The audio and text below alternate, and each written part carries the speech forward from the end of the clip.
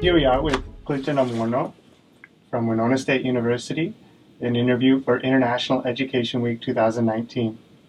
So where are you from? Well, I'm from Rongai, Kenya. And how long have you been in the United States? Close to 9 months now. What do you miss about home? Yeah, of course, food and my mom. How is the United States similar to Kenya? Well, both of the countries, that's Kenya and the US, they are a democracy. The only difference is one is undergoing a democratic consolidation and the other one is or has been autonomous for more than 2 centuries. So why did you choose Winona State University? The fact that the quality of education and the offering of the wide range of program in Winona State University is concerned, the question of affordability and the living expenses can't be ignored. So that's why I chose Winona State. And what do you like most about Winona State?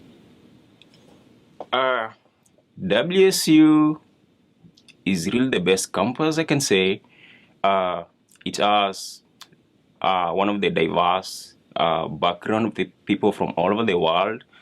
So it's amazing to be within the Winona State campus. So what are you studying now? Right now, I'm just taking my generals for my pre-profession courses. Yep. I like to go to pre-med because that's where my mind is. What's your favorite class right now? I can say anatomy and physiology is one of my favorite because Dr. Thompson is one of the lively, practical lectures around, so it's really good. What advice would you give to someone who wants to study abroad in the United States? Don't even procrastinate because the US is the real deal. The system of education here is kind of good and it's so nice. How much time do you spend on studying and homework?